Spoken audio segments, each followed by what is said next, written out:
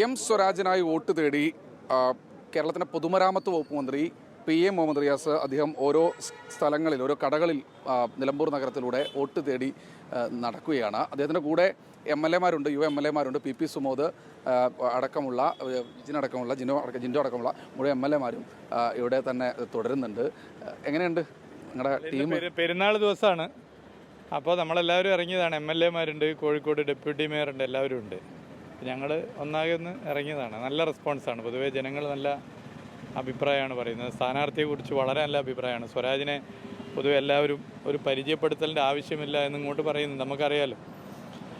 അതോടൊപ്പം ഇടതുപക്ഷ സർക്കാർ, ആ സർക്കാരിൻ്റെ ജനക്ഷേമ പ്രവർത്തനങ്ങൾ, വികസന പ്രവർത്തനങ്ങൾ, ഇതൊക്കെ പൊതുവേ ജനങ്ങൾ സർക്കാരിനോടൊപ്പമാണ്.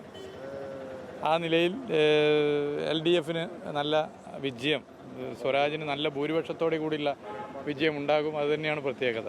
അല്ല, ഞാനൊരു കാര്യം ചോദിച്ചോട്ടെ, ഈ അറിഞ്ഞോ അറിയാതെയോ അങ്ങാണ് ഈ മണ്ഡലത്തിലെ ഏറ്റവും വലിയ തെരഞ്ഞെടുപ്പ് പ്രചാരണത്തിലെ വിവാദ വിഷയങ്ങളിൽ ഒന്ന് മരുമകനിസം എന്നുള്ള തരത്തിലുള്ള പ്രചാരണം നടന്നു. അത് കോൺഗ്രസ് ഏറ്റെടുക്കുന്ന തരത്തിലേക്ക് കാര്യങ്ങൾ മാറുന്നുണ്ട്.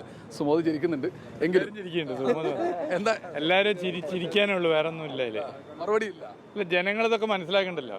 ജനങ്ങളെല്ലാ കാര്യങ്ങളും, അതിലൊന്നും വേറെ ഒന്നും പറയാനില്ല. അവർക്ക് പുള്ളി പറഞ്ഞത് ജനങ്ങൾക്ക് വിട്ടുകൊടുക്കാന്ന് കാര്യം. ആഭ്യന്തര വകുപ്പ് കോൺഗ്രസിനോട് പറഞ്ഞു, വനം വകുപ്പ് വേണമെന്ന് പറഞ്ഞു.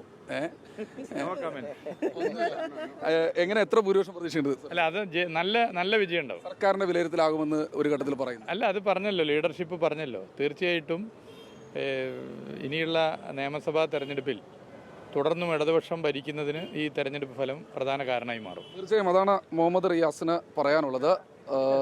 അൻവറിനെ കുറിച്ച് മറ്റു ചോദ്യങ്ങൾക്ക് മറുപടിയില്ല. ഷിജു ചവറയ്ക്കൊപ്പം ശ്രീകുമാരൻ, Team 24 നിലമ്പൂർ.